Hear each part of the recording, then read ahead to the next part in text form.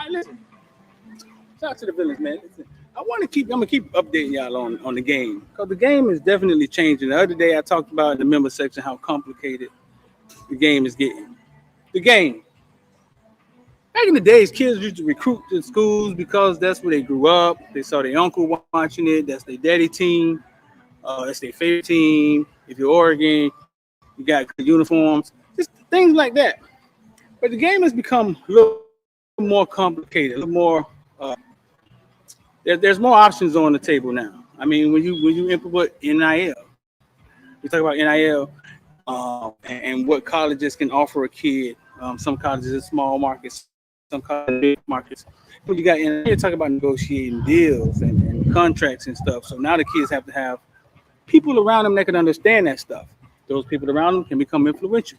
They become influential in where the kid goes. Maybe help the kid make a smarter decision. Um, but all of this is coming in play.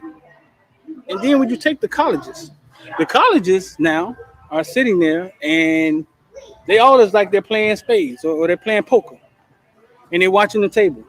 And you have to play your leverage at the right time. You have to, I don't know, I'm not gonna say that, but it's like having the big joker and you waiting. You got the table. You want to be the one at the end with the big joker for some of the colleges. So you watch everybody make their offers. You watch everybody let it play out. You watch everybody see how they take care of the kid. If he commits one.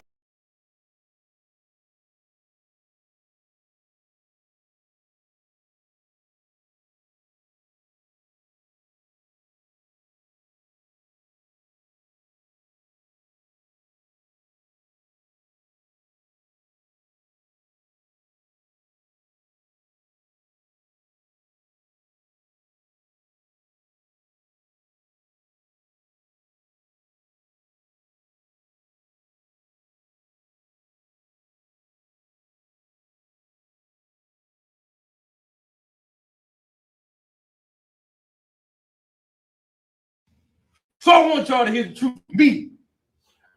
I ain't withdrawing my name. I got the receipts. They got all kind of stuff going on around here. Hoarding these buildings with nothing but trash in them. You understand me? And I know I'm right.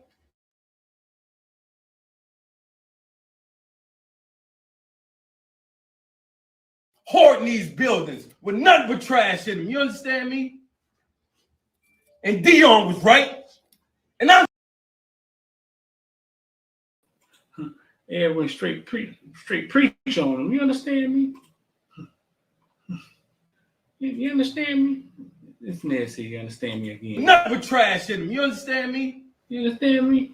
And Dion was right. And I know I'm right. And they got some people in here who be snitching to their ass. Oh. And I work amongst Judas as Jesus walked with him. Oh. And I ain't have a problem with it. Because even Jesus prevailed. Sir. And what God got for you, no man can take. Sir.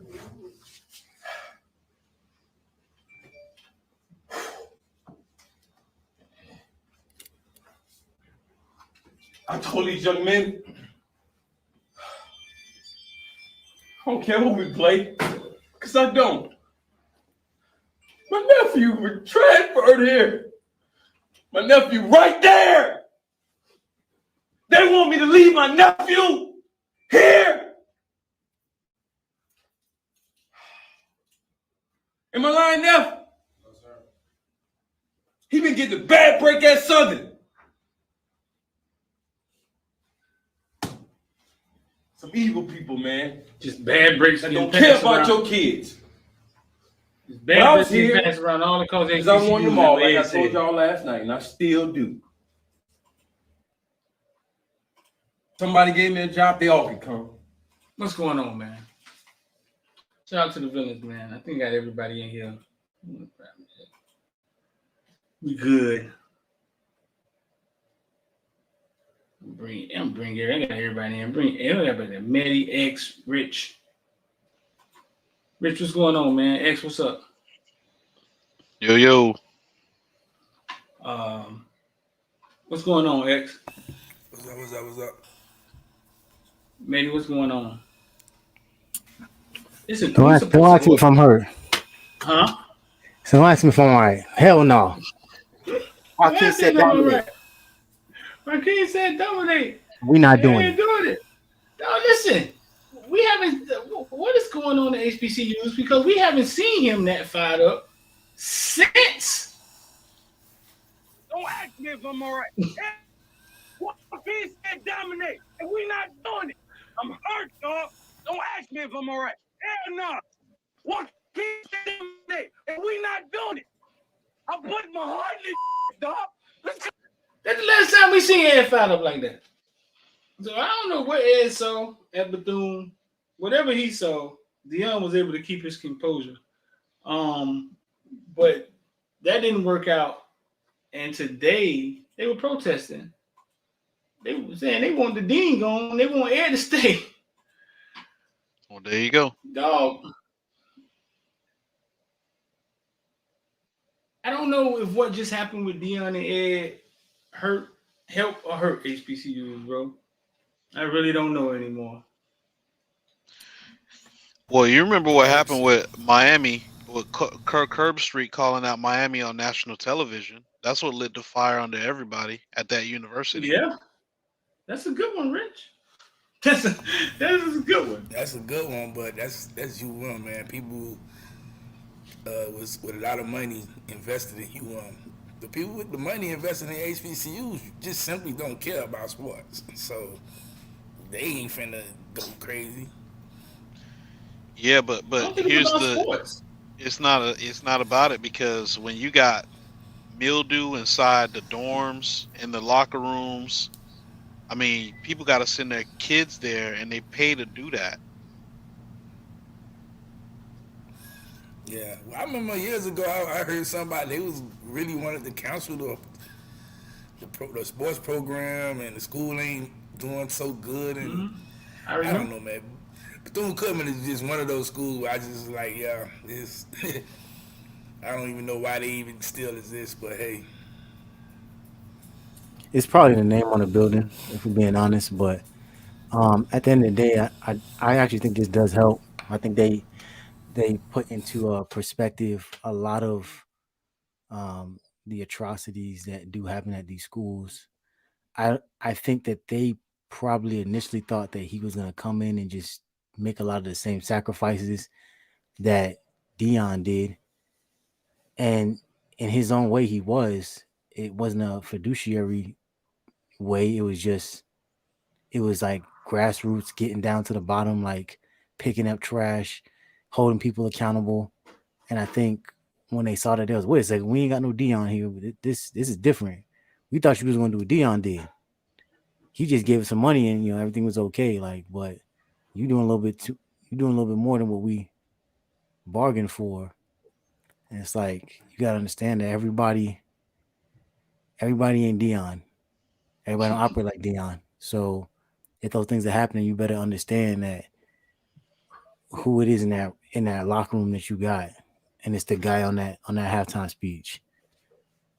Don't ask me if I'm all right, because I'm not. Hell no, I ain't all right. So yeah, I mean, it's the just way it's just crazy how they And you know what's crazy, man? It's a lot of I guess it's a lot of people that went to Bethune Cookman that's kind of mad at Ed, and I don't know why. Why you mad at him and not the school? But I'm like, man, that's crazy. Like, you do know why it happens in UM. It happens in UM all the time. You, it's emotions. It's emotion. I'm emotionally attached to Bethune. That's my school. I got pride in it, and now it's emotions. They're not even talking about business. Saying, hey, we think they stealing, and they say, hey man, get from around here. You ain't one of us. Like, and like they don't even like yeah, it's emotions, bro. They're fans. That mean they're fans of their HBCUs, and they have pride. And yeah, it's almost like, hey, it's the struggle. We used to the struggle.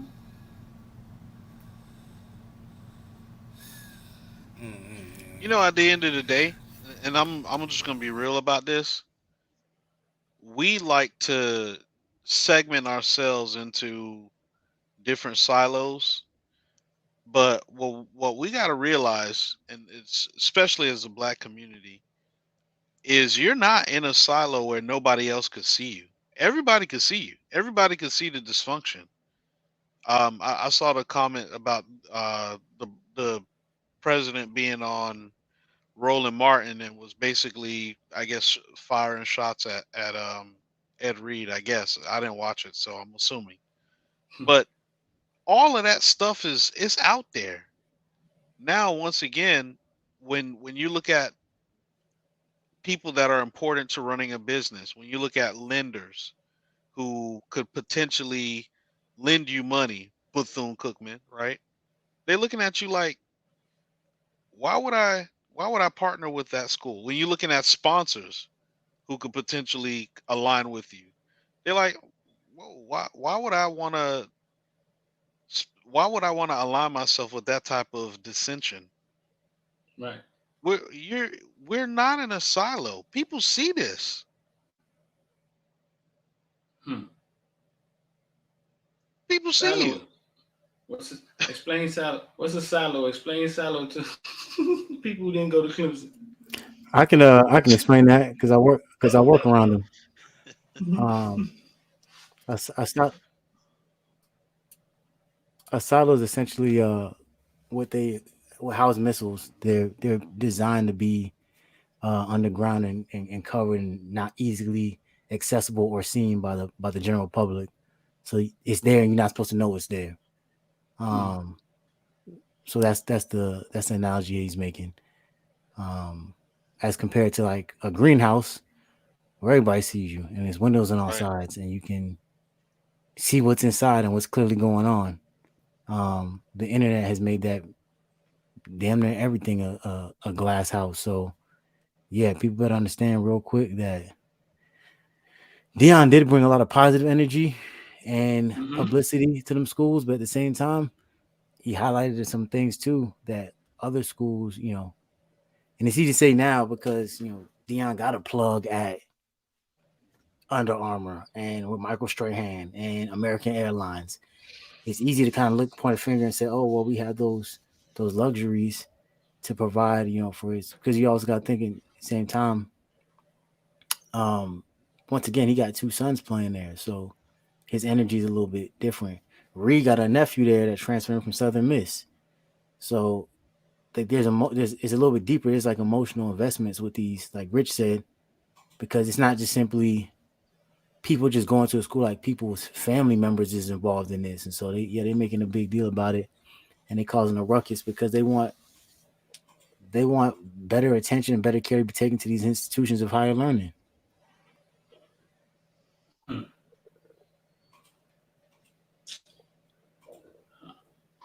I don't know, bro. When I saw the first rant, when I saw the first rant, I thought that was to get himself out of there. I thought he knew that, okay, listen, I got to get out of here. I can't take this job because the whole time I was hearing that he wasn't going to take the job.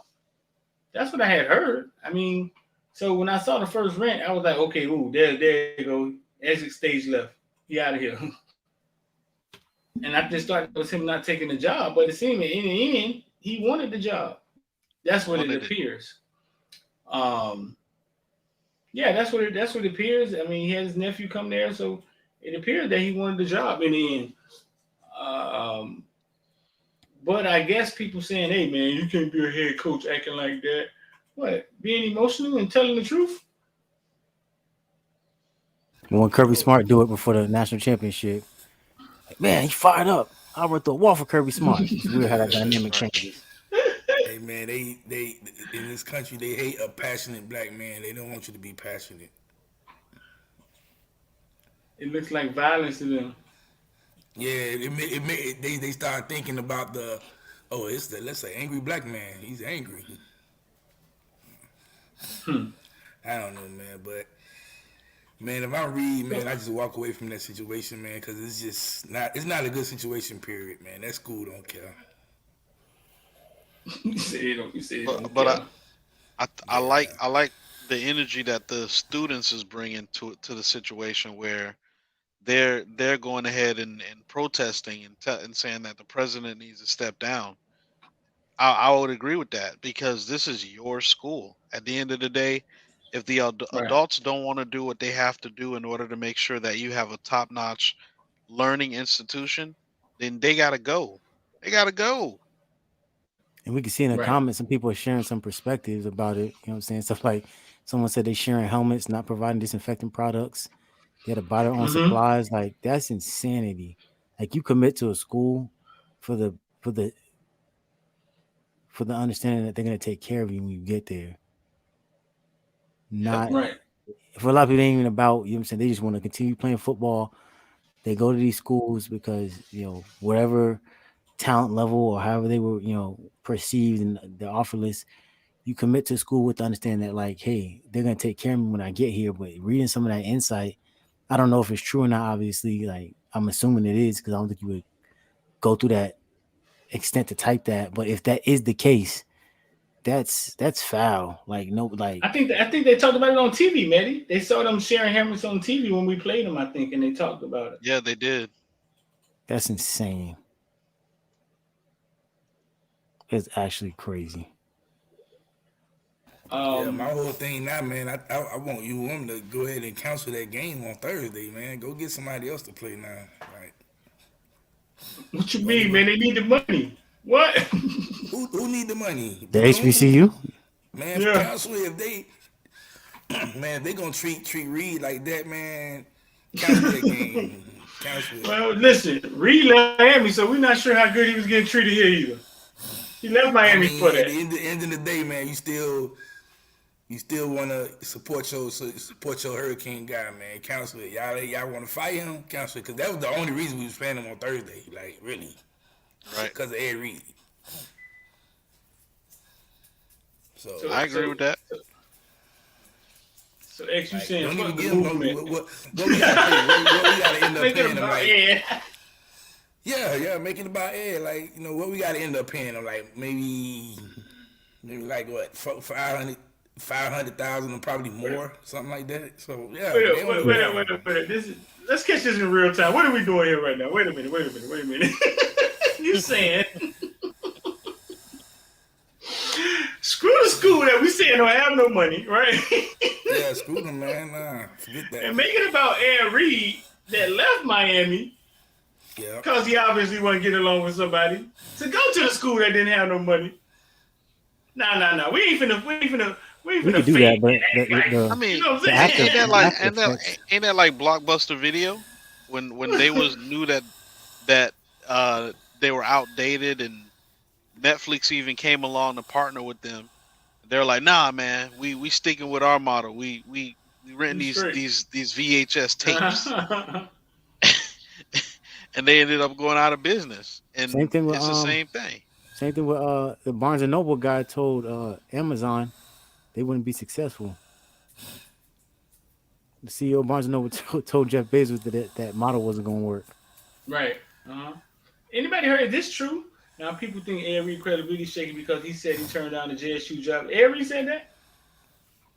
I haven't seen that Yeah. anywhere. He came out and said that he turned down the Jackson State and Grambling was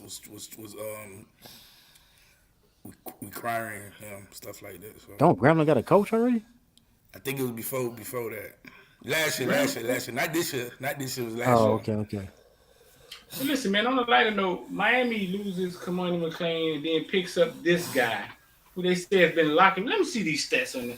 That's some crazy. Now, I tweeted that earlier. I say, man, the dude is a for sure tackler. He gonna tackle you. Yeah, he gonna hit you. Terry He Roberts, gonna when he hit tackle you, you you, stay and hit. he's fast. So I saw some people like saying something about his height. Oh, he's 5'11". yeah. That's He not normal height, ain't it? tall. I mean, but Yeah, ain't that normal he don't height? need to be Yeah, but they six. want prototypical height these days. They want these 6'2" corners out here because they according to NFL Match up with scouts these tall receivers. yeah. Yeah, man. I want I So Give me want give me somebody somebody who can play. who can hit Yeah, exactly, give me who can somebody who hit can and play, who could man. who could cover. yeah, most people That's say what I So, Cam want. Kitchens is undersized too, but we see how that turned out. so, Highest graded safety in America. So so a little bit on Terry Roberts. Miami picks up Terry Roberts. Wait, what is it? A senior X, junior? Yeah, I think he's going. He got 2 years left, so you might well say Yeah, he's a 2 years. junior. He's been in school since 2019. Yeah. Hmm. They say hasn't allowed a touchdown to over 440 snaps. Hmm. Held receivers to under 42% completion percentage in the last 2 years. He got two interceptions. That's I know on impressive. some of them videos, I know he be coming up and hitting. I know that much. The one thing that sticks out to me is, and it's not even him, but coming from an Iowa team, normally Iowa teams are when they players are coached and they are very disciplined. So you can expect him to come and kind of be that older voice in a locker room when it comes to lack of discipline, stuff like that. Cause you just see it all over you. Like it was a whole bunch of discipline problems going around. So that'd I be agree. good to have that in So the locker room. Yeah, between him and Brown, man, I think that's a solid corner combo. I know And I there's don't been think some. we finished. We might add another second DB. Um, might add huh? another DB. Might add another DB soon, pretty soon. You said the ship sailed on Jaheim Singletary. Yeah, I think that's done. I think the only when he was thinking about that's when we had T Rob. You Oh, know so what you I'm think he saying? just had a So connection to T Rob rather than Yeah, yeah. Die? allegedly. Well, not allegedly, because remember Alle- when we was at the camp and he was mm-hmm. what's his name? Avante was on the phone with him, FaceTime, and he was like, man, yeah, he say, man, get the phone to T Rob. And then, they were talking on FaceTime, and I was like, uh-oh, what is this gonna be? That's when he was supposed to be here, and then he didn't come to the pool party. All of that mess. Yeah, yeah, yeah. He was supposed to be in town. Then they said it was a pool party the next day for everybody, but he ain't show up. Like T. Rob had done pulled the Houdini. Yeah. Huh. The only thing is he gets hurt every season. Who? Who that? This kid, Terry Roberts? Yeah, Nah, looking we at not his Yeah, he, stats. we not doing that because that happened with a certain running back on our roster, and y'all still got faith in him. So we not doing that. And he on the We offensive not side, doing. so We not oh, doing what? The man he get hurt, hurt every season. he He get injury hurt every prone, season. he injury prone. We not doing that. No sir. What's the most games he No. played, Rich? I mean, I don't know, but looking at the stats, it seems like because if he's a big hitter, and you look at 2019, you got 11 tackles. 2020, you got 9. 21, you got 14. 22, you got 13. That means you playing 5 or 6 games a season at best. 5 or 6. Hold up now. Yeah. Let's see. I think he played 1, 2, 3. He played 4 games this season.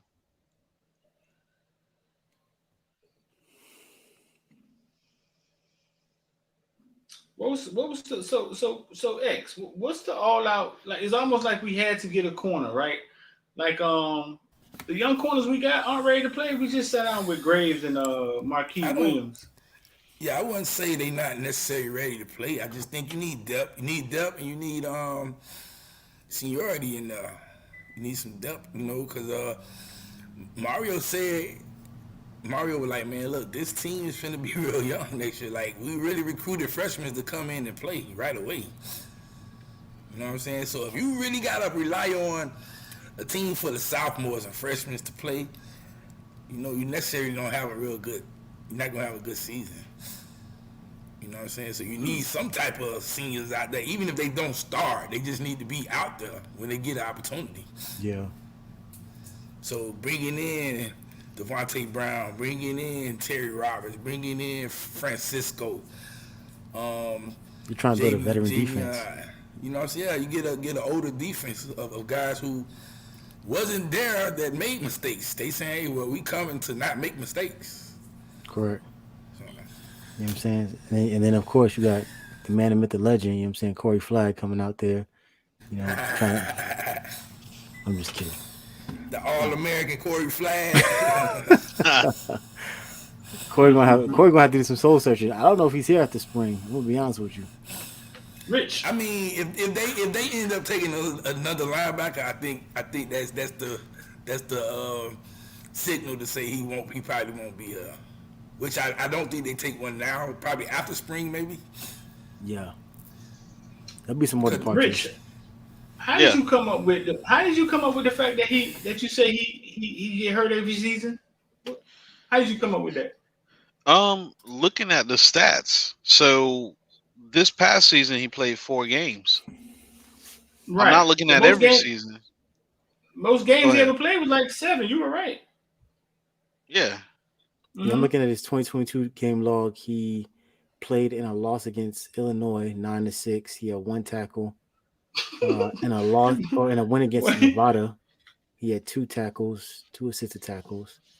In a loss against Iowa State, 10-7, he had six tackles, five solo and one assisted. And then against South Dakota State, he had three solo and one assisted tackle.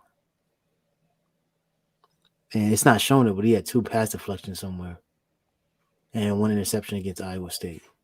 Well, his thing was he played a lot on special teams. That's as soon as he committed, the first thing even Iowa fans and analysts, sports analysts were saying, oh, well, he's a real good special teams player. So that's where most of his stats probably come from. His tackles is on special teams mostly when he's tackling. But again, like I said, everything I seen him tackle. He could tackle, and he's fast. So Yeah. I ain't say he's the best cornerback. That's not. I'm not gonna say that, but he does tackle, which has been the problem with UM. You know what I'm saying? Yeah. Hmm. And no shade. It's just what it is. Like, because you wanna look at these. I'm pretty sure Miami looked at this and they also probably had have a plan in place for him in terms of his nutrition and making sure that he's on the field for most of the season. But you know, so looking at that game log once again, you could pull up different seasons, and 2021 was 7 games, 2020 was 6 games. 2019 is looking here, one, two, three, four, I think 7 games in 2019. So it's, and I think he probably got, of course, the COVID year, and he probably got a red shirt and one, and that's why he has two remaining years left. So, That pick but six it injury, is. so they called it back. Go ahead. Now I was about to say it is about building a veteran defense and making sure, just like we got, what's his name, Doctor Tight End. We got Doctor Tight End on our team. The AARP. I mean, come on now.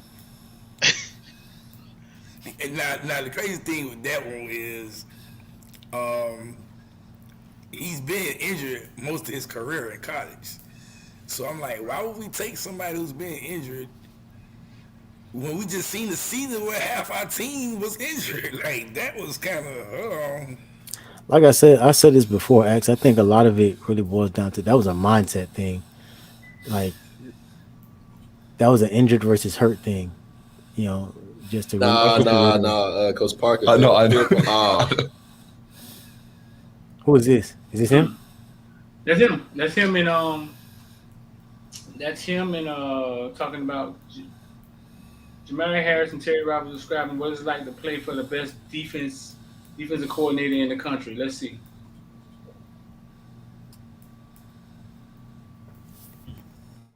Now Twitter don't want to play. The hell with Twitter.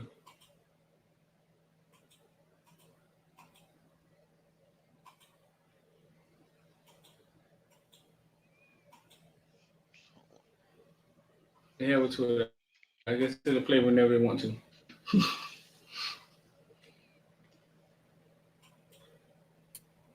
And Dan should start playing as soon as I start talking. But Right. Go ahead. You remember? Remember what you were saying? Not really, but at the end of the day, I think he's really taken it upon himself, Mario, to get this team good as quick as possible. I think he took a shot in the dark, just kind of see what the roster had. I was talking about injured versus hurt, and I think a lot of those guys hadn't trained, hadn't dealt with a lot of the things that Mario was kind of putting into perspective for them, like being a physical, tough team, being able to run the ball. You can see he's like, hey, I realize what I thought I had in the trenches, I don't have, so I'm gonna go get two of the best offensive linemen in America, and then draft the best graded out center in America, and then use the rest of what we got, some guys that I recruited as from high school, and give them opportunity to play next year. And you can see he realized like, hey, that's why it's gonna start here first, right? You start on the defensive side of the ball, you know what I'm saying, going in the trenches and getting the guy, and then he's doing it again. The guys like Gore and stuff like that. Going to get a Francisco Malagoa, you could tell that he's like, I want this team to be successful. Obviously, this ain't gonna be a 5-win team, in my opinion, just with the moves he's making. How good this team could be, we'll have to see. But he's getting veteran guys who've been coached up right, who take coaching well, who have high characters, who aren't going to bring shame and discredit to the program. You know, because we just saw today, right? It was a dude who was a Georgia receiver, just on two national championship teams. He get arrested for sexual assault or something crazy. I You forgot talking what about it Rah was. Rah? Talking about Rah Yeah, Rah? Well, Rah Rah, he was the transfer guy. He was the one who just came from Mississippi State. Arkansas, something like that. From where? Mississippi State. Mississippi State. Yeah, Mississippi okay. State. Yeah, he's the one who just came from Mississippi State. So We yeah, wanted him. We wanted him bad. yeah, and Guess we so dodged yeah, the bullet there. we did, right? And that's the thing Yeah. that we always talk about. Like, it's easy to look at these guys getting the portal and be like, yeah, there's a reason why a lot of these guys are in the portal, right? Sometimes it's a coaching personality conflict, sometimes it's character issues, sometimes it's being a guy who just doesn't follow instructions correctly, doesn't want to listen to coaching, always get into it with people, and then we see them hop around from school to school, and we wonder why. It's like at some point it might be the person, right? Right. And so those things are important. I think the kind of people that Mario is invested in bringing in is high character guys who are going to be able to take the coaching, be tough, be physical, not fold when the pressure's on. You know what I'm saying? Rise to the occasion. Unlike Al Golden, you know, his famous lines, "Don't rise to the occasion, fall back on your training." I will never forget that. That gotta be the craziest thing I've ever heard in football history.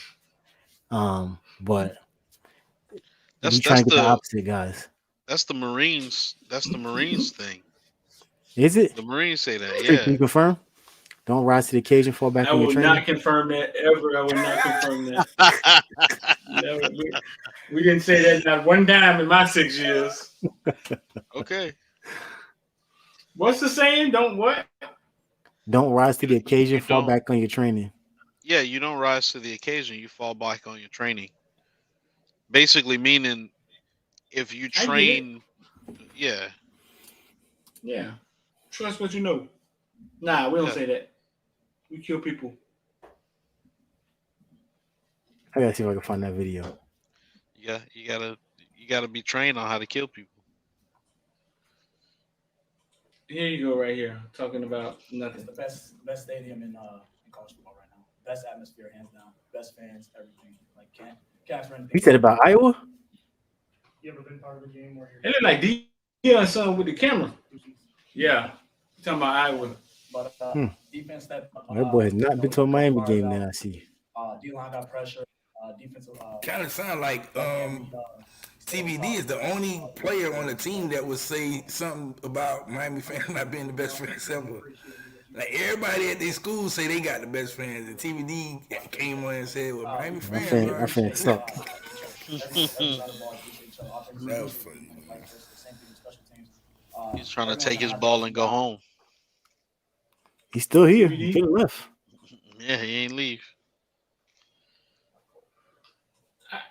I don't think that it ain't over. Gaddis is here too. He This is said what I Roland, want. Roland Martin brought me here. Hey man, you should see everybody hit me up on Twitter. Hey, so what's up, man? Gaddis. I'm saying like, what do y'all want me to tell y'all? Do y'all want me to tell y'all he's gone? He's fired? You gotta do the job. What y'all want me to say? You think Roland Martin brought me up? Shout out to the Listen, villains, man. We got some inside perspective about that today. Um, About the what? from Marvin about Gaddis's future. So Oh yeah. I mean, at the end of the day, I don't think he'll be here. I'm just giving it the heads up. It's a lot that's going on. On Gaddis's camp, I think they planted. They got the leverage.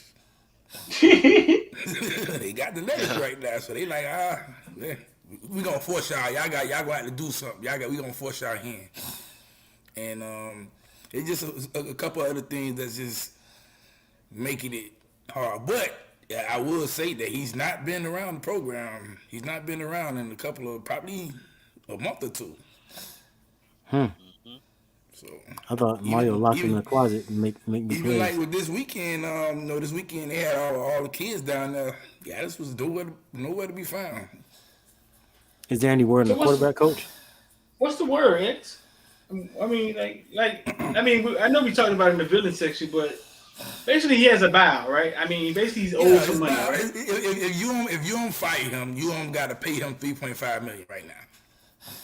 You don't want to pay an offensive coordinator, assistant $3.5 million. When you paying millions of dollars to a buyout, that's normally to the head coach.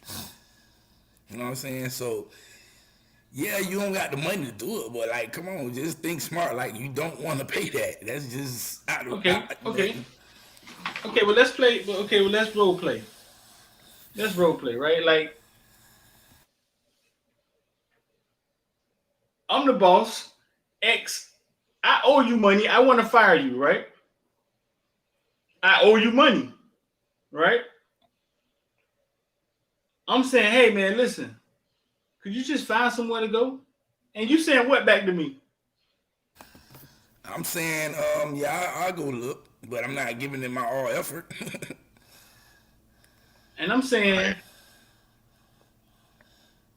it's like, what can I say? Hey, don't make me get them goons on you. Like, what can be said? What could you say? Not them again.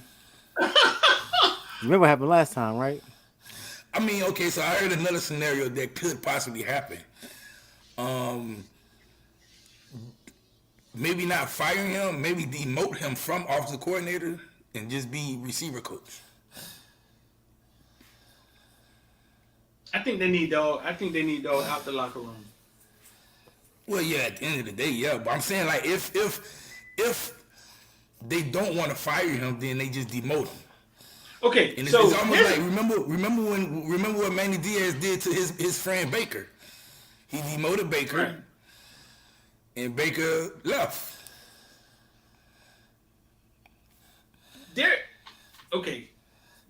There was a mistake here somewhere, right? I think the elephant in the room is, like, we haven't had the conversation yet of how did Mario manage this roster? Like, how did he put this roster together? And it's unraveling, like, oh yeah, 2 quarterback coaches, one of them gone, the other one done did a packy. We don't know where the hell Redhead at. Like, where we gonna have that conversation, dog?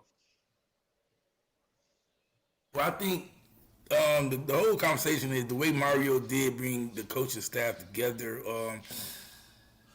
It was a lot of late moves, especially offensively, because you just didn't know. Once he hired Josh Gaddis and he became an offensive coordinator, I think that was kind of the messed up part, because it was like, normally, offensive coordinator normally wants to bring in guys who he can have that they know their system. Like, but he did bring one. But he wasn't the quarterback coach. He just was the assistant quarterback coach. You know what I'm saying? So, Lashley brought a wide receiver coach, right? Lashley bought a wide receiver. Lashley bought a wide receiver coach and the offensive line coach with him. He got two guys, right? Yeah, right. So they was familiar with his offensive style already. But you bring in Josh Gaddis. Josh Gaddis brings in his guy, the quarterback assistant coach, and you go hire another quarterback coach who's a former offensive coordinator. That just wasn't adding up. And then what Gaddis, like after 1 year, like they owe him $3 million on his contract, so his contract was guaranteed. Like, well, if they fire him, yeah, it'll be the money that they owe him for being, because it was like, I think it was like a 2 or 3 year deal for him. you gotta clean that up. You gotta clean it. Chris Paul So gotta clean basically, that up, dog. we got another year of Gaddis, is what I'm hearing. I don't think so. I don't think so. I think the goon's gonna get called, dog. Yeah, I think. Look, I'm just be real. I think the ship has sailed well. It's going to be tension there. Like if he's in the locker room with Mario, it's going to be tension there because they're not seeing eye to eye at all. And Mario gonna be Mario. So what y'all? So what you doing? So what you doing? What you doing, Matty? If I'm in Mario shoes, If or if you I'm get Gaddis it, shoes, man, they owe you $3 million. They saying, hey, listen, we don't want to fire you, but we don't want you around here. What you doing? I mean, the way I operate, I don't ever like staying in no place that I'm not wanted. It's just how I move purposefully. So if there's a buyout opportunity, then I would just take the money and run. The problem is I gotta then live with whatever narratives come out of that camp after everything's said and done. And a lot of times that narrative may not necessarily be positive for any other future jobs I'm looking for. Does that make sense? I'll give you a perfect example. Like Willie Taggart hired somewhere yet? Willie Taggart and Finesse. Not one. He at Colorado where? Yeah, Colorado. With Dion? Buffaloes. Do An analyst. really? That boy stealing money. That boy analyst. Not one, but 2 schools in the buyout money. Now he don't sit in snowy Buffalo, Colorado. Oh man. I don't think he you know what I think though? I don't think he finessing nobody. I think the coaches are really a fraternity, bro. And they are really moving like, yeah, they're moving like that's my homeboy. Like they moving like, all right, listen, Mario, you had my back in 2018. Come on in for an interview, bro. Yeah, dog. Like I think you gotta be that way too. You gotta be that way because the job, you could be there for 7 months and then lose your job and have to uproot your family somewhere else, and that's not hard. That's not easy to do. Yeah, you might get paid 300,000 here and 200,000 here, but it's just not easy to do. You have no consistency. So I'm all right with the brotherhood as long as you get better. Occasion you fall back on your training, make sure you are trusting that. Trust your training. Amen. What kills adversity? Remember, right? You do not rise to the occasion. You fall back on your training. Make sure you are trusting that. Trust your training. Amen. What kills it? Remember, right? You do not rise to the occasion. You fall back on your training. Make sure you are trusting that. Trust your training. Amen. What kills adversity? That's how that shit Gaddis. Gaddis. Golden had some pros in that goddamn locker room.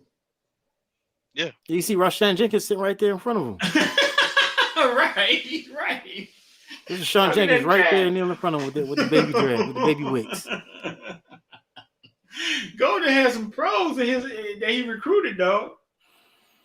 Man, listen, between we give Randy Shannon and Golden a whole lot of heat, but between those two, they put a lot of University of Miami football players in the NFL. Like they did. Mark Rick, Diaz, we getting like 1 player per year, 2 player per year in the NFL with those guys, and it's not good. Shout out to Twan, man. Twan had that thing in the archives, man. Ready. Oh, wait. They trying to set you up. They trying to set you up like OJ Street. What was that? I know. All right. You ain't see, okay, don't go back. Yeah, don't he ain't catch it. Go back to that thing. Yeah, big demonetization season. Don't hit that X. Let me see what's back there. What's back there? What it was? Look on the what you call them? I don't know if it's on Facebook, but the equivalent of the stories on Facebook. Oh yeah. She been up there all day too. I don't know her. Have no clue who she is, bro. No clue. Listen, man, let's touch on this real fast, man. Can we? Listen, man. This man is him, okay? We know what is expected of. This man is him, all right? Can we stop? Can we just put this man is that guy, right? And then in college, he was throwing to the guys. Can we put the Joe Brady stuff to there? I don't want to hear nothing about anybody on LSU offensive coaching staff when they had Burrow, Marshall, Jefferson, Chase. I don't hear it, bro. This man is the guy. This man is about to be the face of NFL football, bro, for the next 15 years, bro. Yeah. And Joe Brady is disappearing into coaching. He's going to be an analyst next. Let's see what Joe Brady did. The genius Joe Brady. That's ex-boy. You want Joe Brady? He put together the passing concept. He's over there at Buffalo with Ken Dorsey. Stealing money. He put together the passing concept. That was his passing tree at LSU. I mean, we don't have no passing tree at UM, so this man resume is impeccable, dog. Yeah, he on young goat status, man. Macaulay Culkin is out here, man. Yeah. That man was at William & Mary for 1 year, Penn State for 1 year, New Orleans Saints 1 year, LSU, back to Carolina Panthers, Buffalo Bills. Dog, immaculate, dog. And he was a Broyles Award winner. Oh, I ain't trusting no more Broyles Award winner. Who's the Broyles Award winner this year? Manny? No, Garrett Riley. At TCU. No, that resume is... Yeah, Garrett Riley at TCU. Well, now it's Clemson. Yeah, Clemson now. Talking about a fast track. Oh, snap. Rui Hachimura is going to the Lakers. That's random. Well, I'm every time I see Burrow, and I just get sad because that Bengals team just have all those weapons around them, and Lamar ain't got no weapons, man. It's like, what are we doing? Are we really gonna waste this man's talent? Yeah. I just told you he's gonna be the face of the league. I told you he's gonna be the face of the league for the next 15 years. Lamar Jackson is the equivalent of Barry Sanders. They're not gonna give him no help to do nothing. They're gonna say, "Hey, man, go out there and do it all yourself." Yep. And they'll mess around and retire, and they won't be good no more. I know somebody asked me about a quarterback coach. That was you, man. You asked me about what the quarterback coach situation. Yeah. Yeah, because my thought process was gonna be that if you want to light a fire in the Gaddis ass, you hire one of these up and coming QB coaches that got OC ability to kind of show them like, hey, you can be replaced. You know what I'm saying? So I don't know if that's necessarily gonna happen. That's another scenario that's taking place, which is why you haven't heard any news yet, because maybe he's trying to figure out if I could get me a quarterback coach that's an offensive coordinator. That way, you know what I'm saying? It's easy to be like, okay, the job is, hey, you're going to either get demoted or you finna go find you another job. Which one? In the group meet, they were talking about Brian Hartline. Just a possibility. UM did want him. They wanted him to come here. But Ohio State, they played smart. They say, man, we not finna lose him, so let's give him the offensive coordinator title. He's not going to call plays at all. Yeah. He's got the offensive coordinator title. They pulled James Coley with Jimbo Fisher. That's all. Yeah. So I don't know what's really out there left per se. It's gonna have to be, like I said, some hot shot up and comer. Garrett Riley was probably number one choice. Well, the thing is, because you would the way UM could pay an offensive coordinator is anybody's available. You know what I'm saying? Because UM could pay an offensive coordinator top dollar. So it's just, do they want to come work for Mario? You know what I'm saying? Or stuff like that. But I think the question also arises: do you want to pay have a $3.5 million retained wide receiver coach because that goes into that $8 million pool of assistant money to bring in a quarterback coach and an OC. And we don't know if the wide receiver is going to get any better next year. If we gave Gaddis purely the opportunity to just coach wide receivers as a career DB, what does that look like? Does that make sense? It doesn't. No, So no. it would only mean that like some move got to get made, right? It's either we give him another year and allow him. We put all the pieces on that offensive line. You can't blame the offensive line now. Tyler's coming back. He's supposed to be healthy. I ain't really seen nothing as far as receivers per se, but here's the hoping that Jacoby George light bulb go off and he stays healthy along with X.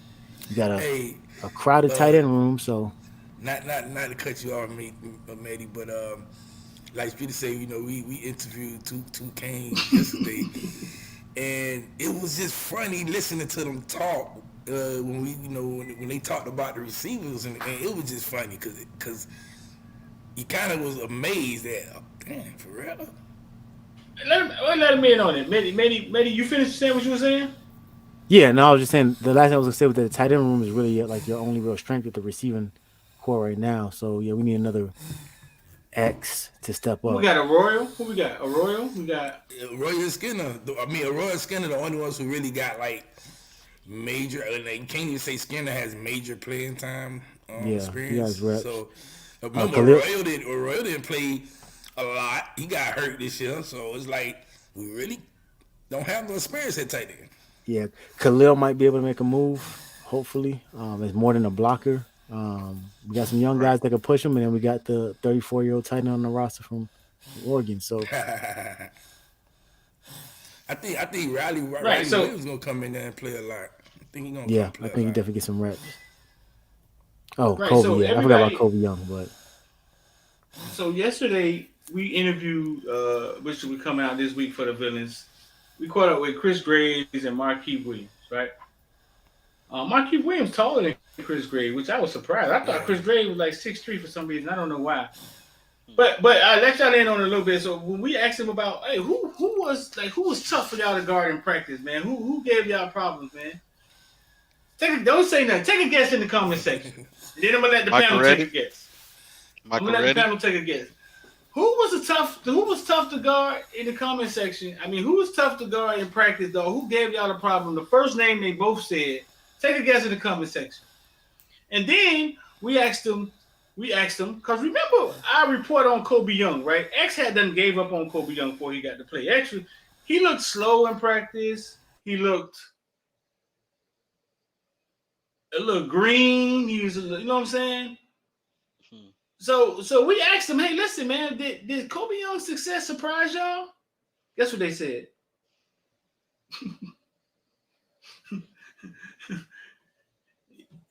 Yeah, X, you on mute, X. Oh yeah, they were like, yeah, big time. Like They they was said, yeah, shocked. they confirmed what me and X saw. They was like, in practice, he doesn't look like he look in the game. And he was like, they was like, they can't explain it. They was like, it's I guess some simple. people. That boy a walking, talking Allen Iverson. You know what I'm saying? He the Allen Iverson of football. Not the game, Nah. not the game. I'm Nah, talking it's about just, the way they practice. explained it, you were like you. I mean, but then I've heard it before, like from other players and stuff like that, past years. But it just was like they just straight up saying, "Hey, nah, we didn't think he was like that until he get in the game. He like, oh, he's catching everything. Hold on, he not doing this in practice. Can get That open in boy, that, practice." that boy is hiding. He was like, yeah, they think I'm sorry. Let them know what time it is. Yeah. Hey, they ask somebody. I mean, street. Somebody get it right in the comments. Yeah, Let me see. I Let me see see. one Let person got it right. I see one person got it right. me. Dog, this whole season just an enigma. Just throw the whole season away, dog. Dog, when we Yeah, asked them who gave them who was tough to guard, the first person they said, Romello it's Brinson. mellow. And then we were just like, well, why y'all think he didn't play? And it's just a little preview on you know what I'm saying? This will be dropping for the villains at some time this week. And they like, we don't know. Well, I basically been saying it. The reason why Melo wasn't getting the ball, and they kind of confirmed it. The reason why he wasn't getting in the game, getting the ball. Like, Josh Gaddis. No, I'm just kidding. Kind of. I think that has something to do with it, though. I think those guys lost a year of development. Now, I think it has something to do with the fact that Melo really wanted Jake to be the quarterback. Oh, that's obvious. So Yeah. when you let it be known that you want that guy to be the quarterback, the other quarterback like, oh, so this guy don't like me. All right, you ain't getting this ball thrown your way then. But didn't we kind of identify? Well, first I said that all year. I was screaming for that. I said this is who we came in with. This is who Jake threw one of his first career touchdowns or second career touchdown doing, and was arguably one of the greatest catches we've ever seen a receiver making in Miami Hurricanes uniform, right? So yeah, naturally there's Jake threw that ball to Romello, Manny? Yes. Jake threw that ball to Romello? Yeah. Oh, against Willacoochee State, Central Connecticut. Yeah, that was Jake's ball. That wasn't TVD. So naturally, we finna watch Romello go to SMU and ball out. That's what we about to watch. Melo finna go have 1,000-yard season, 15 touchdowns, get drafted the first, second round, and we gonna be like, how did we let this like? Oh God. Yeah, sometimes in that quarterback, we gotta let go of the egos because Romelo's not the only person we heard that. We heard there was a couple of people who didn't feel comfortable with TVD, and it kind of showed in his play. Once again, going back to that injured versus hurt, right? I come out, throw a pick, first, second play of the game against a certain team. My shoulder. I come out, coach. Sorry, y'all win that one. Y'all win this one for me. I go, okay, all right, I got it. But yeah, I think Romello is definitely not a surprise. I want to see him. Isn't that such an interesting dynamic? We talk about in practice, Romello is the man, and then in the game, he messing up a jet sweep and getting tackled for a loss. Then with Kobe Young don't do nothing in practice, and then the man is balling out in the game when it matters. Like but I'm not supposed to be giving Romello Brinson no jet sweeps. Like you got Rashad Young, right? I mean Rashad Smith right there. Make it happen. Make it happen. A jet sweep, like throw him a hit. It's an opportunity, dog. Make it happen. Yeah. It's an opportunity, dog. Make it happen. Like eggnog. So listen, I want to ask y'all this before we get out of here because we ain't gonna be in here long tonight. I saw this posted. What is the lowest hanging fruit of insults in college football? Oregon not having any national championships. Michigan having a half a title since 1948. Miami joined the ACC over 15 years ago and not winning it. Texas being back. What is the lowest hanging fruit of insults in college football? I noticed they put Oregon with that's a 0. It's not an O. I mean, I wouldn't put Oregon in. I would say Michigan because Michigan has it. You know, they've been a powerhouse forever, and they still only have a half a title. Yeah, they always talk about them being a quote unquote blue blood. I hate that term for the record, but I mean, Michigan has never won anything. I think that they had they tied the title with in '97. With who? Wasn't they said they got a half a title since 1948. Yeah, they did it. Well, no, they that's, in 1997 with who? When they had Charlie Ward, I'm not Charles Wilson. Oh, Desmond Howard. No, Desmond Howard wasn't on the team. That was Charles Wilson. I think they shared it with either was it Nebraska or was it Florida? Nebraska. I think it was Texas. Probably was Nebraska. I think if I'm not mistaken. Texas being back, that's just wrong right there. Miami could be found on the Miami being back too. We always used to think Miami was back. Well, yes, we did. Everybody say Miami back, but we never back. Miami's back to work. You remember a year ago how sweet that sounded? And they were doing a 4-quarter program. It's like Miami's back to work. It's like, oh shit, we about to go down, baby. Yeah, 1-5-7 season later. Say Michigan. Yeah, I would agree with Michigan because for Michigan to be a powerhouse like they are, a storied program, and for them to have half a title is kind of terrible.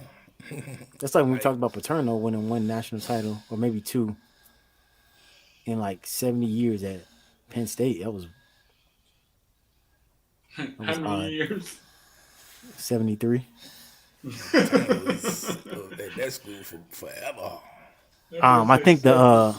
I think the highest fruit would be Miami because at least Miami won a title in the last 25 years now. That Well, then Texas won one too. Then because Texas won it. yeah, but I think for them it just said Texas is back. We don't like what is back. Oh, okay, yeah. Michigan, that stat was by far the worst one. And I'm trying to be as completely unbiased as I can here. But Oregon has never won anything. yeah, I but they mean, get the like so, benefit of the doubt.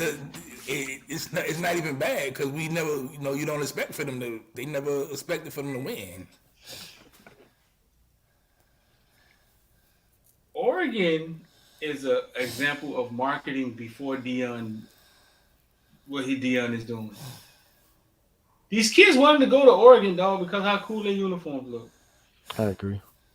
And it's a whole 3, 4, 5, 6, 7 years of them that grew up on this marketing, dog.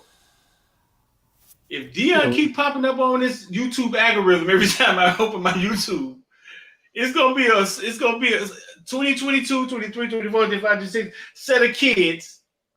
They're gonna want to be Colorado. It's gonna be the same, just like Oregon. Watch. Yeah, I always wanted to go to Colorado. Watch. Yeah. I had to unsubscribe. I had to unsubscribe from Well Off Media. I was like, it's getting too much. Dude, they are killing the algorithm. Yeah, he make a video every day. Sometimes about absolutely nothing. It was cool. It was cool to see him at the EA Sports Studio. It was like, oh, it's a top secret. It's top secret. It's like, dog, y'all are clearly making NCAA football 23, 24. Right. It was a worst case. They're not putting Dion and Madden. Like, that's clearly what y'all doing. You gotta keep it a secret. Like, this is clearly for Madden. I mean, for NCAA, excuse me. So that's cool, I guess, that he's gonna be in the game. But yeah, I've already fatigued on Dion. And maybe, like I said, maybe Colorado fans feel just like we did about this time last year. It's easy to forget, man. Recency bias, right? This time last year, we was hearing about these hirings on the staff. We was on Twitter telling everybody go F they self. And how garbage they coaching staff was compared to ours. His birth canes unfiltered. It was going down. You know what I'm saying? And now a year later, we like I said, back to earth. So we got to see if that's going to happen with Dion and his situation. I'm not wishing non-success on him by any means, but now you got to prove it on the field with the big boys. Ain't no more swag. You're not swag no more. Off Media. Well Off Media is making estimate between 2,000 and 34,000 a month. Yearly estimate. How you put that up? What is that? 410,000 a year. What is that? What? How do you get them stats? It's a website. I text it to you in the group. But that's a hell of a range, though. 2,000 to 34 midi. Like, what the fuck? Like, that's a heck of a range. I think it's because, like I said, he posts a lot, and sometimes the videos about nothing. But when he first got hired, like a lot of people was tuned to that content, especially Colorado fans. So, yeah, he's generating some. Is that showing his views? Yeah, dog. It looks like he's average, but the range is crazy. Like this video either made $157 or $2,000. Yeah. But it's basically saying, but that's why, you know what I'm saying? That's why you keep posting, because you don't court the algorithm. Your dad's trending every day, and YouTube keep paying you. I don't play football. I post videos. You know what I'm saying? He the media guy. Yeah. Who should be the cover athlete of NCAA? Shout to Shad 1419. I'll answer last. Speaking on the NCAA, who should be on the cover of the athlete? Are they going to use somebody from this year? Or they're going to just use somebody? I think they're just They, gonna they use. normally they normally use somebody who graduated. They normally use somebody who graduated the previous year. I mean, but that was because NIL, because they were usually going to the league afterwards. Yeah, but So I don't Right. think they want to. I don't think they want to use somebody and put them on the cover because that means you might have to pay that person extra You money. might have to. everybody getting Yeah. paid. That's the whole purpose behind this. Like X, like Yeah, everybody gonna get paid, but you might have to pay that cover, the person that's on the cover a little more. I think You don't whoever put prime. You don't put prime up there. I will Or buy a maybe they copy of the do. game Maybe just they put a to. coach. Maybe they put a coach No, there. Ain't no way. you don't If put they do prime put there. Prime up there, oh my God. I'll buy a copy of the game just to burn it. That would be absolutely ridiculous. That a game about like not Nick Saban who been doing this or No, no, someone who's no. more Prime, proven. prime in his Florida State stuff. Not prime the coach. Prime in his Florida State stuff. I definitely won't be buying that game. Absolutely not. That better come with an alternate Oh cover. man. Dog, What? there isn't a hotter dude in college football right now than that guy. I don't care. I do not care. Yeah, he the artist. He the artist, man. But at the same time, Coach Kirby Smart and Nick Saban are still the two coaches that's pretty much getting whoever they want in recruiting. Georgia about to get the number one cornerback commit next week. Nick Who's that? Saban, he likes what's his name? Eli Rogers. I mean, not Rogers. Robinson. The number one cornerback for 24. Alabama got two quarterbacks. They just signed this year. They about to sign two more next year. I'm like, well, what is Alabama doing? Like, Nick Saban, you don't need all these quarterbacks. Just hoarding people from other people. Pretty much. Yeah. I, Yeah. I, He I, said, I said don't that know I if said you- that about a lot of these guys. Like with everything that happened with Jaden Rashada and Kamani. It's like I don't think these people even have the money that they. Well, obviously they don't have the money that they claim they have. But B, I think a lot of it just playing keep away. Like as long as they don't go to Miami, we straight. Yeah, that's one thing. That's one thing I have heard that a lot of even like some of the coaches I know around college football, they do say like they don't want all the talent going to Miami because they seen it before. Like you see what happened when all the talent goes to Miami. They That's good. exactly what it is. That's why we You know what I'm receive saying? So- unwarranted hate for the last 20 plus years, even though we haven't been successful. It's because they understand what it looks like when the moment that it happens. And we be honest, we haven't hired coaches until Mario that really have that perspective, like because they were there a part of it as a player, as a grad assistant, and have built success at other programs. And B, they like, man, ain't no way we're gonna allow them to do that again. Because when that happened, they got regardless of the fans are gonna fill the stadium eventually if they winning. But the atmosphere, the city, the basically living in paradise year round, there's no way we can let that thing happen. And now John Reese throwing all this money around, ain't no way. I refuse. So a lot of it is gonna become keep away. And we've heard about it, right? The way that they recruit some of these people. Oh, so and so ain't even on the field. So it's a dirty game, man. It's cutthroat. I don't agree with it, but it is what it is, man. And today, just today alone, speaking of Michigan offered basically the whole Broward County. Like Did literally, they? man, Michigan offered almost everybody in Broward today. Like almost everybody. That's wild. And I was like, whoa, but look, most schools do that. They say, man, let me come down to South Florida and offer all these kids. Not that they want them. Let me offer them. You know what I'm saying? Get them. So if you am offering them, we gonna offer them to say, hey man, I don't gotta go to you know that, right? Come on to our school, stuff like that. So it's just crazy, man. Cause I think today alone, man, I seen maybe off the top, I seen like over 60 kids say they got offers from schools today alone. And a lot of them not even Really? they like 10th graders and stuff like that. So And John and Harbaugh has pretty much think made the offers don't even his matter. commitment that I don't know if he's going back to the NFL because he seems pretty locked into Michigan. So That's a 15-year Offers career even for do him. they even matter anymore? What do Nah, you, not really. It don't. It don't. And that's why They I told don't. some They of the don't. That's kids. why they just I throwing say, them out man, like look. candy now. Yeah, I told some of the kids. I say, man, just because they gave you an offer, do not be too excited. Because if they tell you you got an offer and you could commit right now, that's when you be excited. But don't be excited. They just say, oh yeah, we offer you. it's just Coach, can I leverage. commit? No, you can't commit right now. Wait. That's not a real offer. They just saying we looking at you.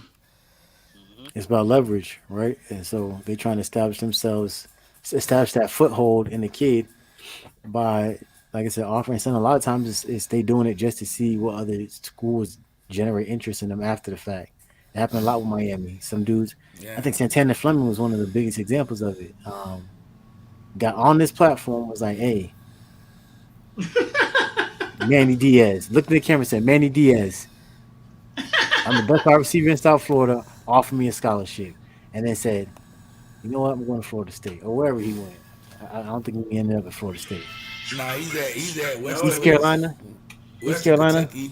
I mean Oh Western yeah. Carolina, Western Carolina. West Carolina. Yeah, Western What's Carolina. crazy about Santana? But Santana caught COVID. Santana caught COVID. He was never the same after that, though. Yeah, he just when he went to Heritage, it's just like he kind of, you know what I'm saying, was the Oh, so he forgot about individual, and then he transferred to Western and put up pretty good numbers at Western this year. Some real good numbers. Was he Go ahead, Manny. above 600 yards this year? Way above. He put up some good numbers, like top 5 numbers. Like, if you going off stats alone, he's not too far from, I would say, outside of Brandon Ennis, outside of Jeremiah. I think JoJo had about like 800 or 900. Santana had like almost 1,100 yards receiving, something like that. But so that's a weird take, because for a guy like Santana that was a dog. I mean, we knew what he was. He got COVID. Things kind of went different. Goes to Western, has 1,100 yards. Does that help him in his recruiting, or does it hurt him in his recruiting because he went to I think Western? what hurt him a lot was the fact that he's been to 4 high schools in 4 different years. You know what I'm saying? So Yeah. no stability there. No stability there. He was at Central one year, his freshman year. Carol City the sophomore year, Heritage the junior year, Western the 4th year, senior year. It's like, I think okay, he's no stability right there. He's on a team with a bunch of other loaded receivers, so they say, oh, well, if he is getting catches, that's why, because the other receivers are getting double team and stuff like that. So, Right. by the time he went to Western, it was like, okay, well, you the main man at Western now. And he put up the numbers, but I just think it was too late for a lot of major schools outside of Mississippi State, which I thought that should have been the perfect landing spot for him. But I ain't gonna get into like why he didn't go there. That's something him and his parents gotta talk about for the rest of their life. But it is what it is, man. He found the school. Why he didn't go where? To Mississippi State. Oh. Cause they wanted him. Mississippi State wanted him bad. Where did he end up going? Western Carolina. Oh, okay.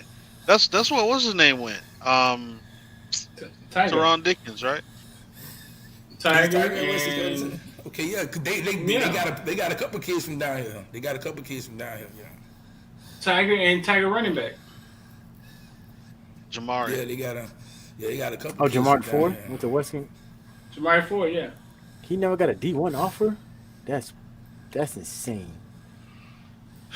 Miami said for him to be that size, they wanted him to be a little faster. This is Santana right here. Yeah. Okay, This is see, at so Western. yeah, so he started, so he got his mojo back this year. Yeah, he got his mojo back. I just think it was a little too Woo. late for all the other Power 5 schools, man. Knock that boy helmet off.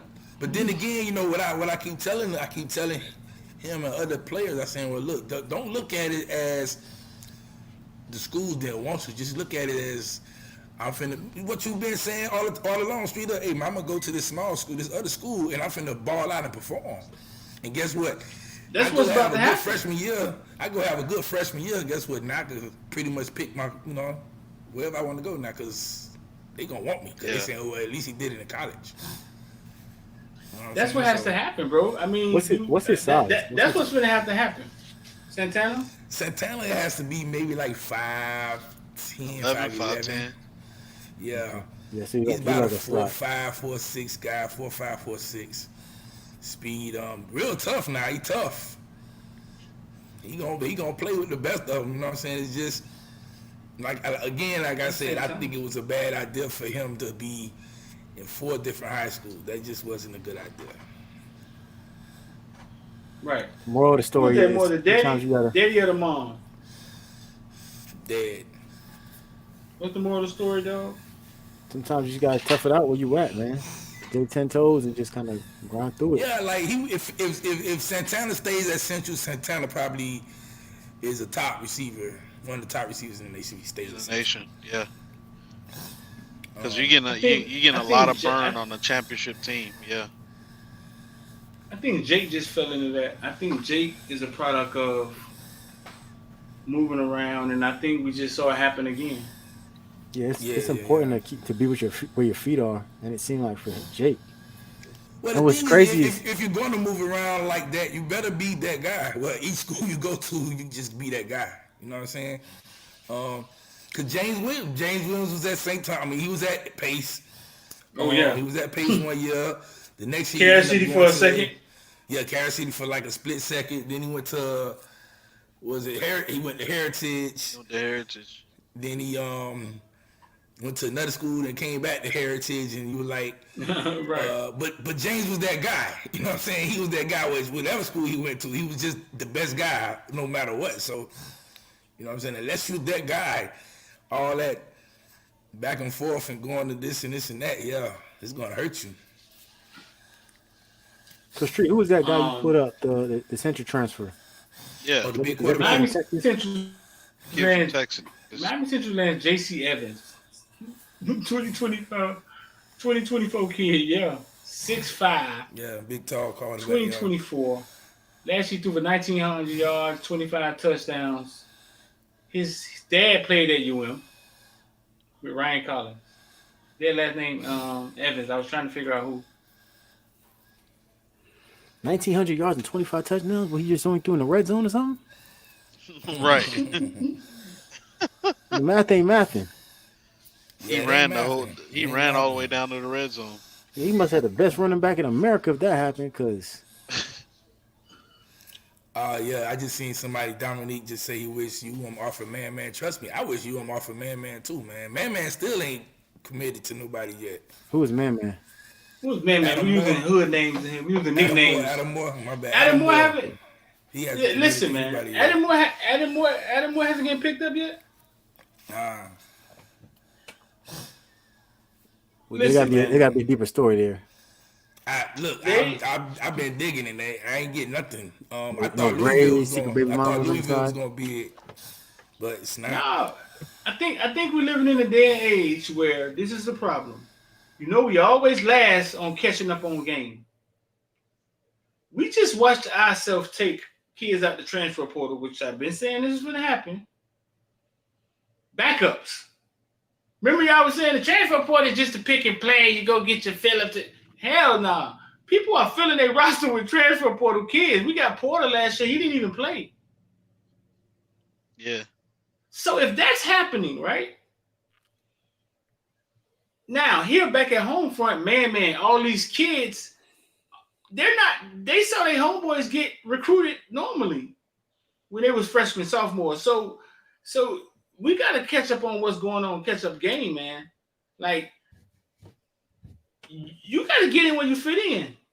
It's going to be hard to get to D1 schools, though. I've been saying this for years, though.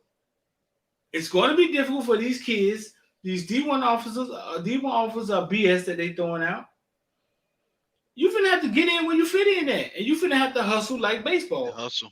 Yeah. And if you got to go to Western Carolina or you got to go to North Carolina A&T, if that's where you got to go, that's where you got to go. Yeah. I think with man situation too is the fact that, a lot of colleges, and I think this probably will hurt him a lot. They labeled him as a tight end, and he's really not a tight end. He's a receiver. But he's big. That's why they call him man. He's big. He's big. He's about 6'2", 220. So they labeled him as a tight end. So I guess colleges are saying, well, we don't know what is he going to play. They're worried about his speed. I mean, because if he plays possession receiver, let's say, I mean, you still want a receiver to run a 4.6. No matter. I don't know. He's not. I don't think he's. You think he's that fast? I don't think he's that fast. I don't think he's that fast. But I just know if you throw the ball his way, he's gonna catch it. It don't matter who guarding him. Why don't he want to play tight end? Because you got to get down in the trenches and blocking and all that. Like he wants to be big enough. Yeah, he is. I mean, he's Khalil Bradley, I'm thinking, but I don't know if he wants to do all that blocking. CWO, JC Evans is a transfer, I think from Texas that just transferred in, 2024 guy. San Antonio, yeah. Yeah, here they go. Jerry Rice ran the 4.8. Man, look, 2023 ain't nobody drafting no receiver running a 4.8, man. Facts. Get that out your head. I don't care what you're thinking. But listen, man, I think there's something to the Brandon Ennis's and these kids telling us that Kobe Young in practice doesn't look as impressive, but gets in the game and about as impressive wide receiver we have on the team. I think it's something to actually some kids just know how to play the game of football. I don't think it's speed. I don't think it's none of that sometimes. I just think I know how to play football when the ball is snapped. Speaking of speed, I just had this question. Anything on Nicholas Harper? Are we out of the running? Because I keep hearing his name pop up. Oregon. Well, no, he's not visiting Oregon. The whole thing with him is he just hasn't set a date for you. And I think he's now he's telling mostly every school that he wants to play offense because he still wants to run track. Wants to keep that weight down. Yeah, so he wants to run track. So I guess the opportunity to play. People talk about outside receiver. I don't know, man. He's just too big. He's 6'5". He's already like 225, 230. They might be telling what he want to hear because put him on Kobe Young on the outside, and then you put a Rashard Smith or X in his slot. Stranger things that happen. You know what I'm saying? And then you get an Arroyo. If he don't come on the visit, I just don't see it. Anything is possible, obviously, but if he doesn't come on the visit, I just don't see it happening. Well, the J.C. Evans kid was offered this weekend, right? The who? Who Miami offered? Miami offered him this weekend. Didn't they ask? I didn't see his name, but yeah. Probably. And Miami offered him this weekend, and Miami also offered 2025 Sebastian Serco. Oh, Sebastian Serco. Sebastian Serco is the son. I've been seeing him since he was 8 years old, running around Battle. It's the son of Chris Serco, the owner of Battle. Sebastian's dad, the owner of Battle's Chris Serco. Chris Serco's probably 5'7", 5'6". Sebastian's like twice his size at this point. Huh? How old is the son? Yeah, like twice his size. He's like a sophomore. So like 6'2" or something? No, he's not 6'2" yet. Here he is right here. But he's like a lot taller than his dad. But yeah, Mario. I said, who offered you, Mario? What? I was like, that's just the fro, man. Hey, so but this is a name. All the football fans, everybody. This is a name. I'm gonna give y'all. Y'all make sure y'all keep an eye on his name. If I'm the kid and I'm his parents, I'm not letting him play football. But he's good. He's real good in football. Calvin Russell. He's a freshman right now at Northwestern. Plays football and he plays basketball. He's lights out in basketball. Like right now, he's averaging almost 22 points as a freshman. Oh wow. He's what? Calvin is what, like 6'5", 6'5". He's the guy who came in when Tiger got hurt. Yeah, He came in. He stood in and played quarterback for them. He's outstanding. You offer him. I don't know if he's going to stop growing, and if he does, he's still 6'5". You know what I'm saying? But he's good at basketball. But And he's a true freshman. Freshman. Yeah. At Miami Northwestern right now. What he playing 6'5", his football? mom- Receiver? His mom is a He Quarterback. played receiver. he receiver. played quarterback and Oh, he played receiver and quarterback. No, wait, no, he played no. He played plays quarterback. receiver. He played quarterback, but he was a receiver before Tiger got hurt. He played both. He played receiver and quarterback. He's just that dude, man. He finna be one of the special ones. His mom Calvin is in the Russell. Hall of Fame at UM. His mom is His lead. mom is Nevia. She played Oh yeah, he basketball can't for the lock. West. Can't lock, man. She's the Hall of Fame at University of Miami. She created King of Diamonds Fight Night. Yes, he was the KOD. The father, Calvin Russell, he played with me. But he graduated from HML. But me and him grew up playing together. I ain't heard Who's his- higher who than was his Miami father Lakes ex? in forever. Calvin Russell. Calvin Russell. Yeah. I haven't heard of No, higher he than one of Miami the- Lakes he- in forever. He one of the special ones, dog. Like that game against Central when he had to come in and play against Central when Tiger went down as a freshman at quarterback.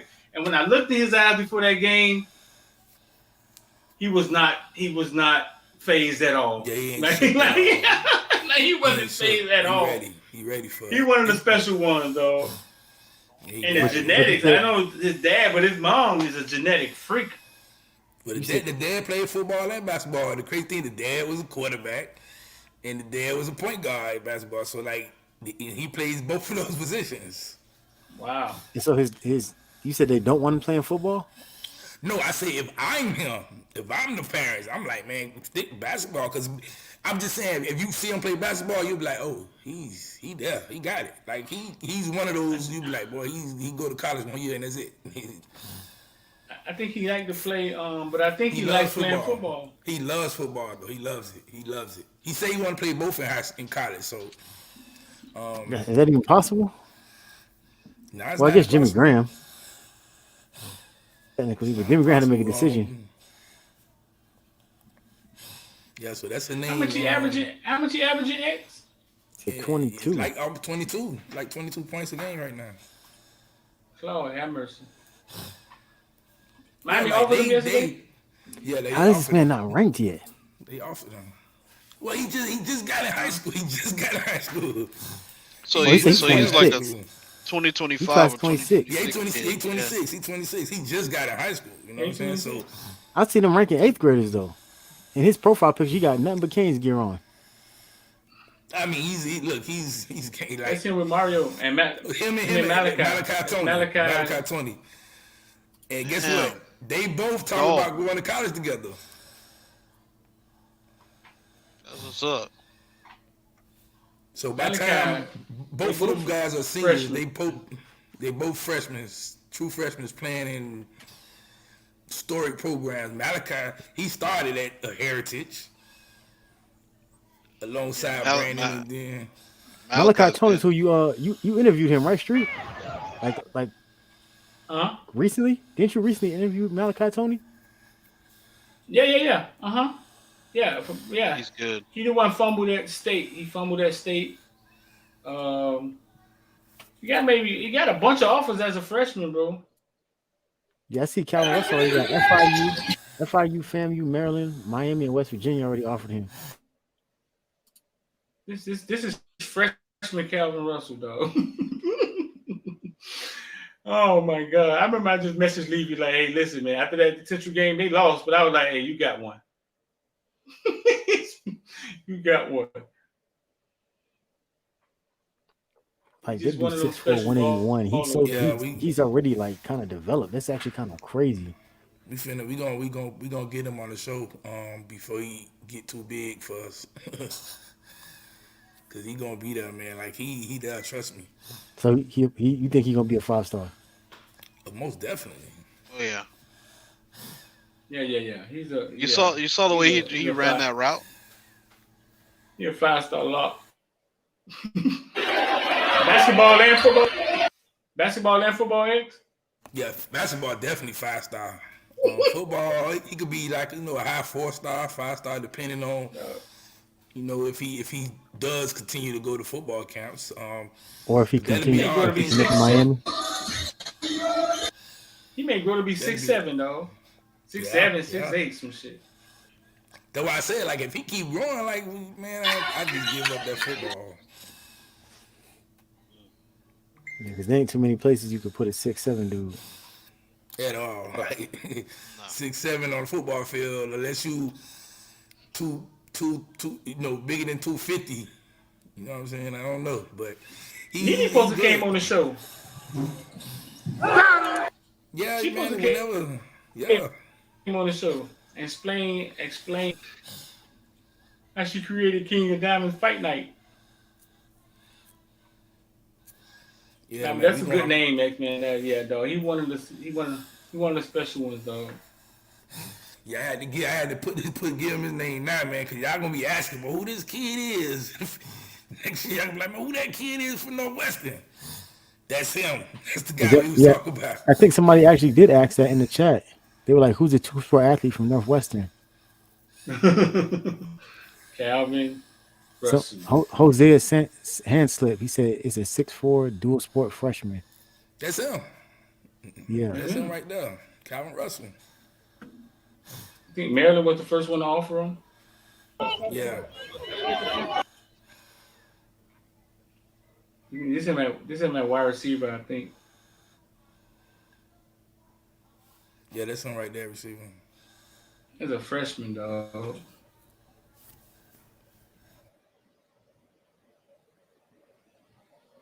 Good catch, X. Yes. Calvin Russell is a name to watch. So listen, man, let's get up out of here, man. It's 12:30, man. I know some of y'all gotta go to work in the morning, dog.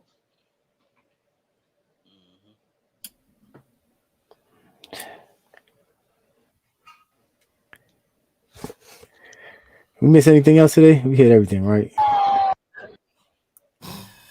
New transfer. Ed Reed going off. Somebody asked me about the receiver kid. What's his name? Harold, the one who transferred from Louisville to Bama. Tyler, yeah, talk about that real fast, X. Tyler Harold, yeah. Yeah. But hold up. Explain to people who he is. He's the kid that left Louisville and was really, really fast. Tyler Harold right? he's at Louisville. He's like 4.3 speed. And then he went to Bama. Decent to good at Louisville. Transfers to Bama. He's not decent or good at all at Bama. And you keep saying that though, X. You keep saying that, but what is it you detailed know? Like, why do you keep saying that? Because he didn't play. So here's the situation with him. We went to Bama. Bama thought he could be the replacement for Devontae Smith. No, not Smith. The one who was there the year before. The fast kid, the one who killed us. When you blink your eyes, he was already in the end zone. Mechie? Not Mechie, man. The one who came from Ohio State. Oh, Jameson Williams? No. Jameson. So they thought he could come in and replace them. He went there. He got hurt, but they was like he just wasn't a good route runner. You know, you got to be a good route runner at Bama. Bama not just putting you in the game because you fast. Like, you got to run some good routes. He wasn't a pretty good route runner for them. And that's why I'm saying, like, if he comes to UM, like, if he's not a good route runner at Bama, like, what he going to be at UM? But is there interest there? Oh, like, UM is in the driver's seat. Yeah. Wow. UM all over. He's from Orlando, right? Originally? No, he's from down here. Oh. He was at Columbus. So I mean, but he would be the speed that we need. What's his size? Because we don't need a slot receiver or.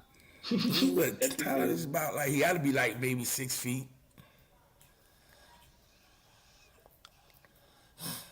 And then I think He what's didn't get taking on the it field was at taking Bama it at long all. too. Nah, he got hurt, but then when he was on the field, he just didn't do nothing. You know what I'm saying? So I think another thing is they wait to see if the injury is good to say, come on. You know what I'm saying? Because they don't want to take a guy who's still hurt and then he's gonna be hurt all for a whole year. He like, We well, don't that need was a another bad. Frank Latson.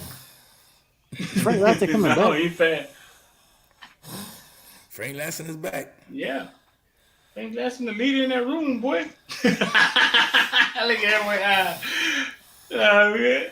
Frank Lasson the co-captain, boy. Him and Strepo, boy. Yeah, I blame Rich for that, man. Huh? Your alumni. What, the whole sending us Clemson connection? Yeah, man. Your alumni sending us or your school sending us these receivers, man. I mean, I think the thought process is the same with the whole senior leadership thing, but I mean, I personally think like you could have a senior leader, but they got to ball out like KJ Osborne did. Like when they come in, yeah, they can lead you, you know, when it comes to working out and stuff like that, but if it don't translate on the field, if you ain't do what Rambo did or something like that, the young guy's not necessarily going to follow you. Yeah, I It's, think it's, it's gonna be kind of hard to duplicate what KJ Osborne did. I don't think that's going to be done too often. yeah, Charleston Rambo did it. Who else? Charleston Rambo. No, Charleston Rambo didn't do what KJ Osborne did. Charleston Rambo just came in and played. He played good, but he didn't like. You see the difference. He KJ wasn't the Osborne's in leader. NFL. KJ Osborne Yeah. in the NFL. Charleston Rambo, you know what I'm saying? He's not. KJ Osborne was the leader of that receiver room. Right. So we say leader, Mike talking about someone who Mike elevates. Hardy was probably still the leader of the receiver room with Rambo. You know what I'm saying? Rambo just got more passes thrown to him. You know, like everybody had to follow. Like Mike Harley had to try to follow in KJ Osborne. He was like, man, why this guy came in? He just automatically was the alpha of the room. Right. No, we didn't know Charles Rambo was the alpha of the room until like mid-season. Oh, he's the best receiver on the team. So like even now it's like, who's the alpha of that receiver room? You like, well, I mean, I guess you want to say it was Strepo, but like, okay. I don't know really who's going to be the Production quote unquote matters alpha in until English. we get a Rob Likens type receiver coach up in that room. That's it's out of my pay grade. I don't know. I don't know what's going on with the receiver room, the quarterback room. I don't know what's going on, man. Yeah. We gonna see something pretty soon, man, because spring starts the first week of May. Not May, March. Okay, May, that's kind of far. Huh? Nah, the first week of March. So you're gonna see something pretty soon. If you don't, then just know. Well, we gotta make one move anyway because we need a new quarterback coach. So Yeah. So they just, what is it? Just spring conditioning right now, like 4-quarter program? yeah. They just conditioning? conditioning, man. They conditioning, man. It's quiet. Like I ain't seeing much of anything Chris unless from Graves the and players. Marquis Williams. Chris Graves and Marquis Williams say, yeah, man. Yeah, man. The freshmen, man, they ain't know it's like that. They like, well, they boys ain't know it like that down there. That boy Good. working hard, man. Good. That's exactly how it's supposed to be. And now that the people who can deal with it are in the locker room, that's who you lean on. You know what I'm saying? Like, because they've been through it I'm now. gonna tell y'all, Marquis Williams gonna be special, man. I think I know he that. got it. I think he got it, man. He said something to us yesterday, and I was like, wow. Because he was doing it. He was doing this in high school. I was like, man, the kid had 14 interceptions his sophomore year. Mm-hmm. And Streeter was like, well, how do you do that? And he was just like, yeah, man, sit down with the coach and I watch film and da-da-da-da. And I'm like, That boy said he watched a lot of film in high school as a sophomore. Said the coach taught him how to do it, and he said he just kept doing it. He said it made the game easy. yes. They retired his jersey, dog. That was amazing to me. They retired his this jersey. man jersey after in a high year. school? In Yeah. high school already. Markeith Williams? Marquis Yeah. Williams got his jersey retired already. He just got out of high school last So let me year. ask y'all. Let me ask you an honest question. I need y'all to be honest. Do you foresee a situation where he jumps James Williams? Nah, He- nah. He's not going to. This is the problem. I've had coaches tell me that he can fight James Williams for that position, but they look up to James Williams. It's only the fans that think James Williams is trash. I don't think he's trash. Well, you know, They look was up to playing James with Williams. with a torn, was it labrum in his shoulder the whole Yeah. season? He was But playing I was with told that, right? Manny. He was Maybe I playing was the told whole that. season. That if And everything that- was fair, that he can compete. That he can compete with James Williams for that position. But Cam Kitchens, they all look up to James Williams. They don't see James Williams the way the fans blah blah blah about James. Yeah, man. Listen, the way he explained how James Williams is on the field is the reason why I say they not gonna start over. The same James Williams the is same on way the Cam field. explained them. Yeah, That's the same way Cam explained them. Yeah. James Williams is on the field telling everybody what to do. Like, this is the job that you're supposed to do. Corey Flag. Yeah, he's doing that. He's doing that at every position, from the D line to the linebacker to the That's secondary. crazy. You know what I'm Yeah. saying? So we look at it as, okay, man, he out there messing up. He missing tackles. And granted, yeah, James, you gotta start wrapping up. But I know now why he wasn't wrapping up. You playing with a torn labrum in your shoulder. Yeah, that hurts every time somebody touch it. But you still gotta wrap up. You know what I'm saying? But then he's worrying about everybody getting in the right position. And when you don't trust everybody, you tend to kind of mess up yourself, because now you're saying, oh man, I gotta try to help them and do the right thing for them. You know what I'm saying? So, but yeah, nah, man. Marquise Williams, I think he gonna be it, man. Chris Graves, I think he got face. We asked him the fastest people on the team, man. That man say he the fastest. Chris Gray said that. Yeah. They needed 200. They don't really know who the fastest, but they He run Malik track? Curtis. Seems like Malik Curtis Well, the he fastest say Malik Curtis the fastest, in but short distance. he say he beat Malik Curtis, then Malik Curtis will beat him. That's why I want to hear, man. That We got competition. two. Man. Look, they two studs. I think those guys humble. They want to earn everything. They don't want nothing given to them. They want to go out there and earn it. When Ray Ray and Robbie get on the campus, they're gonna be like, "Oh my, we They said we the they third didn't and say, fourth They didn't fastest." say neither one of those. They said Bobby though. They did say Bobby. There you Bobby, I go. think is gonna be a freak here. They did say Bobby. I keep telling y'all, Bobby might be one of the fastest players on that team. Bobby's gonna be a freak here. I can't wait. But like people talking about, you got a sophomore Wesley Bassett, Francisco Magoy. Don't be surprised if you see Bobby Washington in that rotation.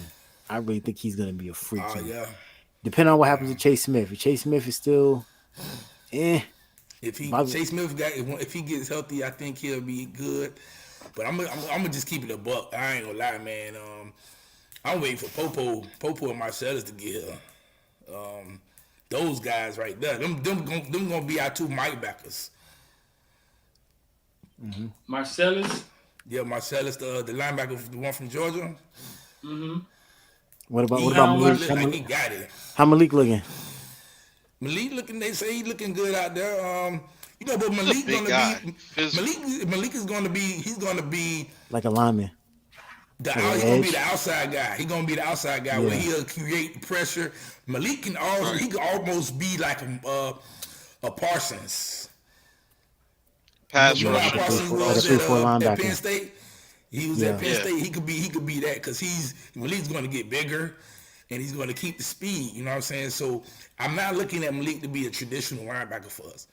Maybe he could play it, but let's get him in on third downs where he can go rush the quarterback too. You know what I'm saying? So I just think they did a good job at linebacker, definitely. All right, man. Listen, man. I think that's about it. You talked about Tyler Harrell, right?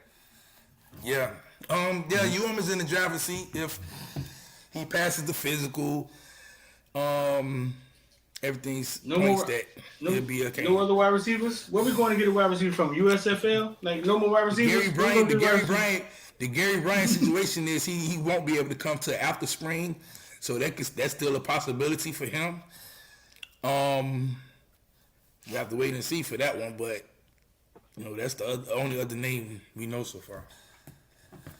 All right, man. We appreciate y'all, man. Y'all gonna get up out of here. Let's get to sleep, man. All right. Yo. Listen, man, 786-459-9499. If you want to get down with IOD Squad, if you're wondering who that is, that's Calvin Russell, dual sport athlete out of Miami Northwestern. The kid will be a 5-star, 6'4" freshman. Calvin Russell. Want to get down with IOD Squad? Listen, man, we've been doing numbers in IOD Squad, man. I think Rico made $4,000 last year. I think last week, we've been doing numbers in IOD Squad, man. So you want to get down. Link is in the description. Let me see. Yeah. Is it in the description? I'm put in the description right now.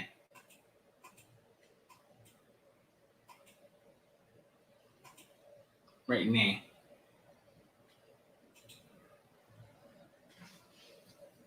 And if you need credit fix, man, just text that number that you see at the bottom. Let me see. Is it there? No, it's not. There it is. Bam. I'll paste the link in the description for y'all. Get up out of here, man. We jumped on here. Ran a little late night session tonight. But listen, man. I want to say I love Layla and Sydney, my two daughters, man. Shout out to Layla and Sydney, man. I love y'all. Don't put off tomorrow. Something you could do today. The rest of your life could be seconds away. I'm D, man, and I'm out of here.